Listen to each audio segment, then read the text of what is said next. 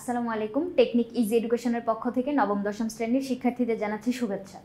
চলো আজকের পর্বে আমরা কতগুলো এমসিকিউ সমাধান করি। এগুলো হচ্ছে একাদশ অধ্যায়ের টাইপ 4। আমরা বিগত বছরে বোর্ডে আসা অথবা আমাদের কাছে গুরুত্বপূর্ণ মনে হয়েছে এরকম কিছু এমসিকিউ দিয়ে টাইপটা তোমাদের জন্য সাজিয়েছি। কি বলছে দেখো তো, প্রথম প্রশ্নটায় ফল ও বীজ উৎপাদনের পূর্ব শর্ত। তাহলে ফল তৈরি হবে, বীজ তৈরি হবে, এটা কিভাবে তৈরি হয়? আমরা জানি সবার প্রথমে পরাগায়ন সম্পন্ন হয়। পরাগায়ন কি জিনিস? পরাগায়ন হচ্ছে তোমার পরাগ সংযোগ, অর্থাৎ কোনো একটা ফুলের পরাগরেণু, যে পরাগরেণুটা তোমার হচ্ছে পতঙ্গের মাধ্যমে বা বায়ু মাধ্যমে যে কোনো মাধ্যমে প্রবাহিত হয়ে অন্য কোনো একটা উদ্ভিদের গর্ভমুণ্ডে পতিত হবে। ওই গর্ভমুণ্ডে পতিত হয়ে যাওয়ার প্রক্রিয়াটাকেই আমরা বলবো হচ্ছে পরাগায়ন। তাহলে এখানে আমাদের কি জিজ্ঞেস করছে দেখো তো, ফল ও বীজ উৎপাদনের পূর্ব শর্ত জিজ্ঞেস করছে। তাহলে পূর্ব শর্ত হচ্ছে সবার প্রথমে আমাদের পরাগায়ন সম্পন্ন হবে। এখন বাকি অপশনগুলো একটু দেখো তো। পুং জননকোষ উৎপন্ন হওয়া, এটা আমরা জানি পরাগায়ন সম্পন্ন হওয়ার পরে পুং জননকোষ উৎপন্ন হয়। কিভাবে দেখো তো, এরকম একটা গর্ভমুণ্ড থাকে, গর্ভদণ্ড, গর্ভাশয়, এখানে ভিতর তোমার কি হয়? ডিম্বাণু উৎপন্ন হয়। আর পরাগরেণু যখন তোমার এই গর্ভমুণ্ডে পতিত হইল, এই ঘটনাটাকে আমি কি বললাম? পরাগায়ন বললাম। এখন এই পরাগায়নের ফলে এই পরাগরেণুর ভিতর থেকে দুইটা কোষ থাকে তোমার। একটা কোষ হচ্ছে নালী তৈরি করে, আরেকটা কোষ ওই নালী কোষের যে নালী তৈরি করতেছে ওই নালীর পিছে পিছে আসা শুরু করে। নালিকা কোষটা নালী তৈরি করে, ওই নালীর ভিতরে তোমার পুংজননকোষ তৈরি হয়। তাহলে পুংজননকোষ কোথায় তৈরি হলো? পরাগায়ন সম্পন্ন হওয়ার পরে। এরপরে স্ত্রী জননকোষ উৎপাদন। হ্যাঁ, স্ত্রী জননকোষও এখানে তখন উৎপন্ন হইতে থাকে অথবা এর আগে থেকে উৎপন্ন হয়ে থাকতে পারে, কিন্তু পরাগায়ন হচ্ছে আমরা পূর্ব শর্ত হিসেবে ধরবো। স্ত্রী জননকোষ এখানে মানে শর্ত হিসেবে আমরা প্রথমে ধরবো না। এরপরে নিষেক কি জিনিস? নিষেক হচ্ছে তোমার এরকম একটা প্রক্রিয়া, যে প্রক্রিয়ায় দুইটা গ্যামেট মিলিত হবে। পুং গ্যামেট আর স্ত্রী গ্যামেট মিলনের প্রক্রিয়াকে আমরা বলবো হচ্ছে নিষেক। তাহলে নিষেক হচ্ছে একটা প্রক্রিয়ার নাম। তাহলে আমাদের জিজ্ঞেস করছে পূর্ব শর্ত কি? পূর্ব শর্ত হচ্ছে পরাগায়ন। বাকি যে কনসেপ্টগুলো এগুলো হচ্ছে এর পরে সম্পন্ন হয়, বা এটাকে আমরা শর্ত বলবো না। এরপরে কি বলছে দেখো তো, স্বপরাগায়ন ঘটে কোন ফুলে? তাহলে আমাদের এরকম কতগুলো ফুল আছে যাদের ভিতরে তোমার হচ্ছে পুং স্তবক, স্ত্রী স্তবক দুইটাই একসাথে থাকে, যার জন্য এখানে হচ্ছে তোমার স্বপরাগায়ন বা নিজেদের ভিতরে পরাগায়ন সম্পন্ন হয়। একই ফুলে পরাগায়ন সম্পন্ন হইতে পারে, বা একই গাছের ভিন্ন দুইটা ফুলের ভিতর যখন পরাগায়ন সম্পন্ন হবে তখন আমরা এটাকে বলবো হচ্ছে স্বপরাগায়ন। তাহলে স্বপরাগায়ন কোথায় ঘটে, এটাতে কি কি হয় আগে আমরা চলো এখানে একটা নোট পড়ে নিই, তাইলে আমাদের ওই মানে উত্তরগুলা করতে সহজ হবে। সবার প্রথমে কি বলছে দেখো তো, স্বপরাগায়ন আমাদের হচ্ছে ধুতুরা আর সরিষা ফুলে আমরা দেখতে পাই। ধুতুরা আর সরিষা ফুলে আমরা হচ্ছে স্বপরাগায়ন, স্ব মানে কি? নিজের ভিতরে যে পরাগায়নটা সম্পন্ন হবে। এরপরে পর পরাগায়ন কি? শিমুল আর পেঁপের ভিতরে যে পরাগায়নটা সম্পন্ন হবে। শিমুল আর পেঁপে উদ্ভিদে আমাদের পর পরাগায়ন, মানে ওদের ভিতরে যে কোনো একটা তোমার হচ্ছে স্তবক থাকবে, যার কারণে ওদের ভিতরে কখনো স্বপরাগায়ন সম্পন্ন হয় না। হয় স্ত্রী স্তবক থাকবে, না হলে পুং স্তবক থাকবে, যে কোনো একটা থাকবে। তারপরে দেখো তো, বৃন্তযুক্ত ফুল জবা আর কুমড়া। আর অবৃন্ত ফুল যদি আমরা বলি, যেখানে হচ্ছে বৃন্ত থাকে না, এটা হচ্ছে আমাদের হাতিসুর। একলিঙ্গ ফুল যেটাতে শুধুমাত্র মানে হচ্ছে পুংস্তবক নয় স্ত্রী স্তবক, যে কোনো একটা থাকতেছে, ওইটাকে আমরা বলবো একলিঙ্গ ফুল। যদি দুইটা লিঙ্গই একসাথে থাকে তখন ওদেরকে আমরা বলবো উভলিঙ্গ। এই যে স্বপরাগায়ন যেগুলোকে ঘটে ওগুলাকে কিন্তু আমরা উভলিঙ্গও বলতে পারবো, কারণ ওদের ভিতরে একই সাথে দুইটা স্তবকই থাকে, যার জন্য স্বপরাগায়ন সম্পন্ন হয়। তাহলে এই স্বপরাগায়নের এই দুইটা ফুলকে আমরা উভলিঙ্গের উদাহরণও বলতে পারবো। যেখানে তোমার একটা স্তবকও থাকে না, ওইটাকে আমরা বলবো হচ্ছে ক্লিব ফুল। ওইটাকে আমরা কি বলবো? ক্লিব ফুল। একটা স্তবকও হচ্ছে এখানে থাকবে না, কোনো স্তবকই থাকবে না। তাহলে আমরা এরকম কিছু কথাবার্তা পড়লাম। এরপরে চলো এইখানে এখন আমাদের এমসিকিউ সমাধান করতে অনেক সহজ হবে। স্বপরাগায়ন ঘটে কোন ফুলে? স্বপরাগায়ন ঘটে কোন ফুলে? একটু আগে আমরা দেখছি কি কি ছিল, ধুতুরা আর সরিষা, তাই না? ধুতুরা আর সরিষায় আমরা হচ্ছে স্বপরাগায়ন দেখতে পাবো। তাহলে দেখো তো, ধুতুরা আর সরিষায় এখানে আমরা কি দেখতে পাইতেছি? ধুতুরা সরিষা, এই যে ধুতুরা আছে অপশনে, যদি এখানে ধুতুরা না দিয়ে সরিষাও দিয়ে দিত তাহলে আমরা কি বলতাম? স্বপরাগায়ন বলতাম। ধুতুরা সরিষা এই দুইটাই হচ্ছে স্বপরাগায়ন। এছাড়া বাকি যে অপশনগুলা, পেঁপেতে হচ্ছে তোমার পরপরাগায়ন, শিমুল ফুলে হচ্ছে আমরা পরপরাগায়ন দেখতে পাই, কুমড়ার ক্ষেত্রেও পরপরাগায়ন। স্বপরাগায়ন শুধুমাত্র কোথায় হইলো? ধুতুরার ক্ষেত্রে। যদি অপশনে সরিষা থাকতো তাহলে সরিষা দাগাইতাম।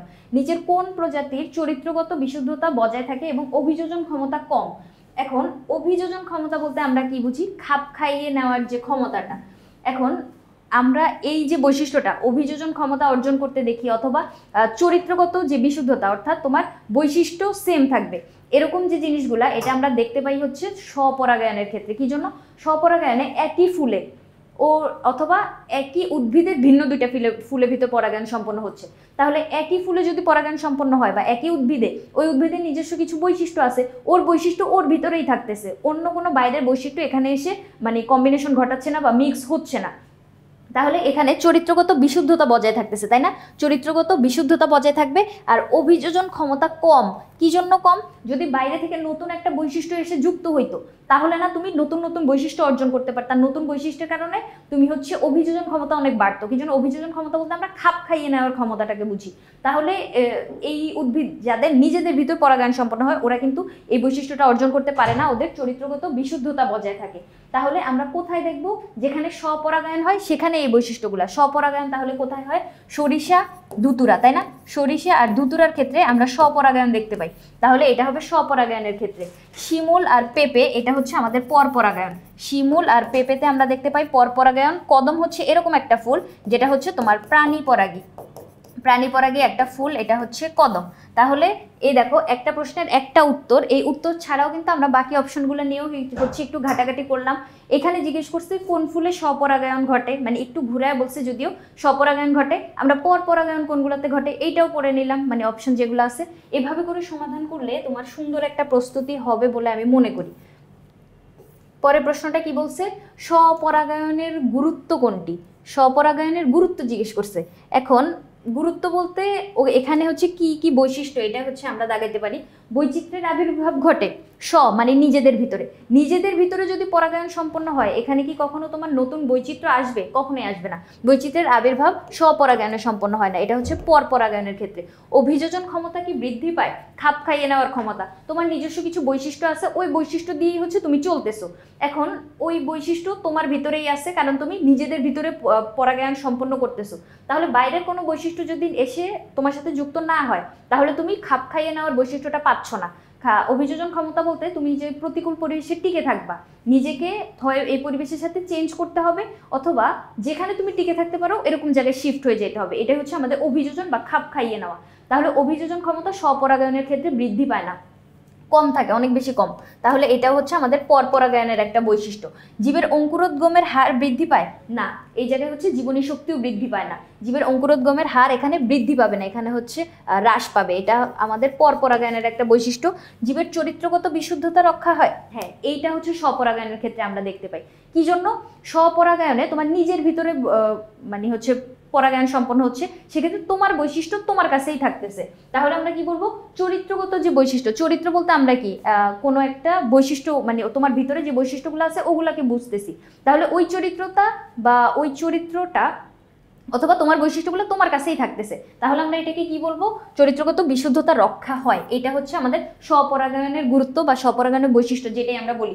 এরপরে কি বলছে দেখো তো, কোনটি স্বপরাগায়নের বৈশিষ্ট্য? আবার একই রকম প্রশ্ন। স্বপরাগায়নের বৈশিষ্ট্য দেখো তো আমরা কি কি দেখতে পাই স্বপরাগায়নের ক্ষেত্রে।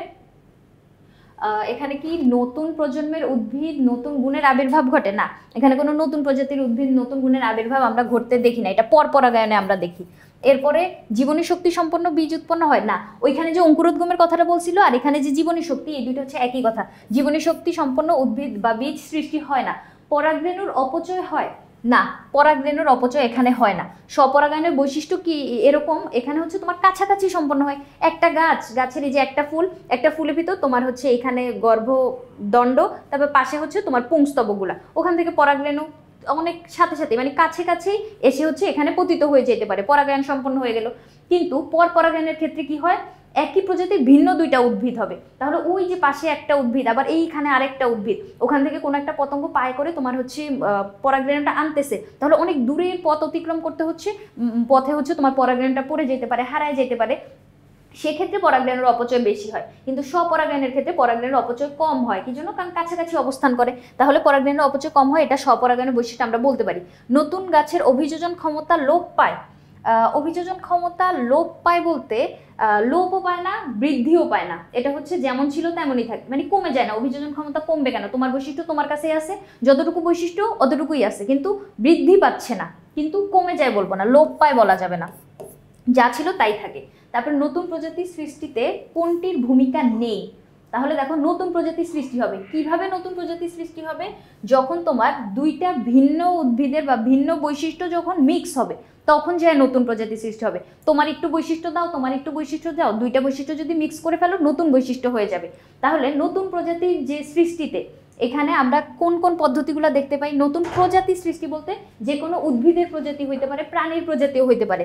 মূল প্রজাতি থেকে পৃথক হওয়া, হ্যাঁ এটা কিন্তু প্রজাতি সৃষ্টি হওয়ার একটা ধাপ। আমরা কিন্তু ডারউইন মতবাদের ভিতরে এটা দেখছিলাম। ডারউইন বা ওখানে মানে জীবের যে বিবর্তন, জৈব বিবর্তন বা অভিব্যক্তি, ওই জায়গার ভিতরে আমরা তিনটা ধারণা দেখতে পাইছিলাম, যেটা বিজ্ঞানীরা ধারণা করে থাকে তিনটা ভাবে তোমার হচ্ছে নতুন প্রজাতি সৃষ্টি হইতে পারে।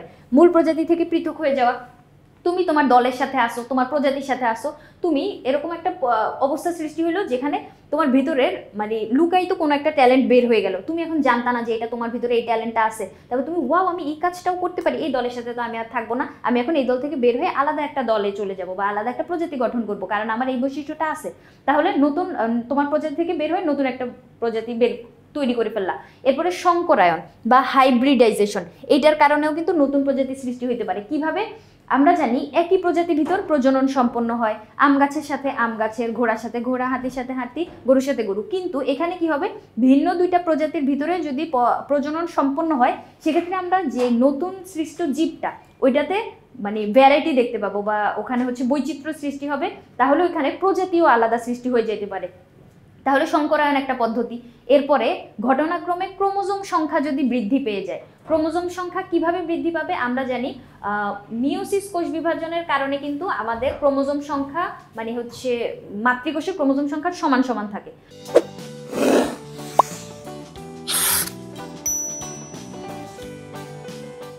এখানে ক্রোমোজোম সংখ্যার পরিমাণ সমান থাকবে কিন্তু বৈশিষ্ট্য কিন্তু সেম থাকবে না। এখন ক্রোমোজোম সংখ্যা যদি কোনো কারণে বেড়ে যায় বা কমে যায় তখন কিন্তু নতুন একটা প্রজাতি সৃষ্টি হবে। আমরা তৃতীয় অধ্যায়ে কিন্তু তোমাদের বোর্ড বইয়ের ভিতর একটা ছোট ব্যাঙ আর একটা বড় ব্যাঙের চিত্র দেওয়া আছে, তাই না? ওই যে ছোট ব্যাঙটা ওইটা হচ্ছে জেনোফাস ট্রপিক্যালিস থেকে জেনোফাস লেবিস, দুইটা জীব ব্যাঙ তোমার তৈরি হয়েছে, মানে একটা ব্যাঙ থেকে আরেকটা ব্যাঙ তৈরি হয়েছে যেটা ভিন্ন প্রজাতির। কি জন্য? কারণ ওখানে মিওসিস বিভাজন ঘটে নাই, যার জন্য ক্রোমোজোম সংখ্যা দ্বিগুণ হয়ে গেছে। দ্বিগুণ হয়ে যাওয়ার কারণে ওই ব্যাঙটা নতুন প্রজাতির হয়ে গেছে। তার মানে ক্রোমোজোম সংখ্যা যদি কম বেশি হয় প্রজাতি ভিন্ন ভিন্ন হবে বলে আমরা মানে দেখতে পাই। তাহলে এই তিনটাই হচ্ছে আমাদের নতুন প্রজাতির সৃষ্টিতে কাজ করে। কিন্তু স্বপরাগায়ন যেটা, স্বপরাগায়নে কখনোই নতুন প্রজাতির সৃষ্টি হয় না, নিজের বৈশিষ্ট্য নিজের কাছেই থাকতেছে। তাহলে এখানে নতুন কি আসবে?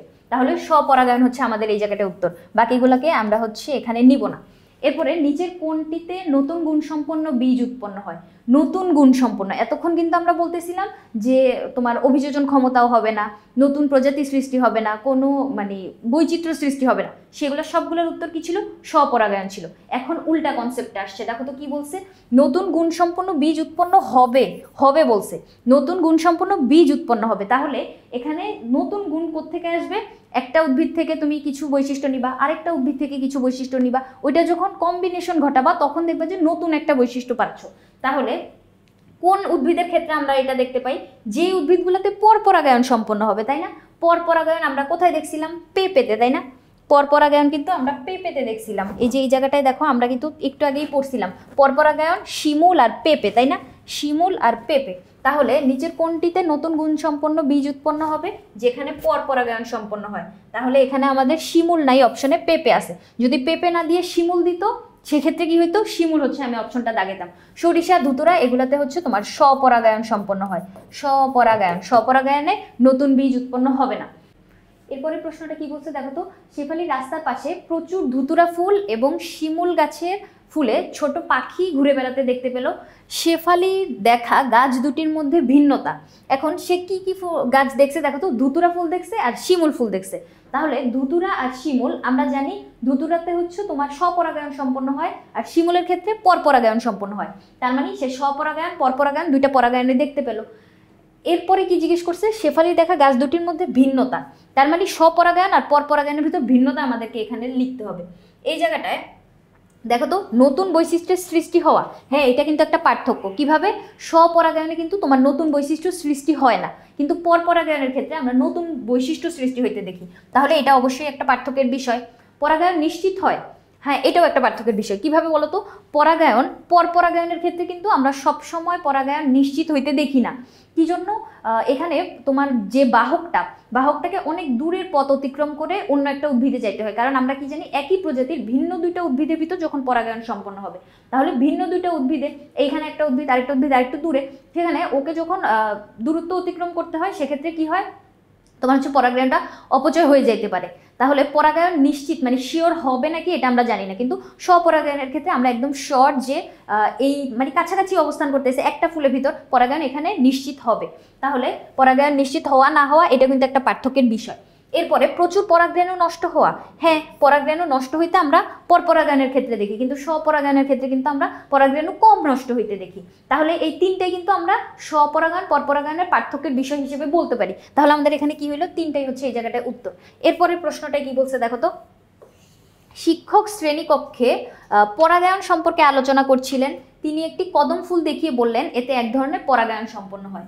তাহলে পরাগায়ন নিয়ে যখন আলোচনা করতেছে, কদম ফুল, এখন আমরা আলোচনা করতেছি পরাগায়ন নিয়ে, তাহলে তো আমাকে এখন যে কোনো ফুল দেখলেই হচ্ছে এটাই মাথায় আসবে যে আরে এখানে কোন ধরনের পরাগায়ন সম্পন্ন হয়, এই ফুলে কোন ধরনের পরাগায়ন সম্পন্ন হয়।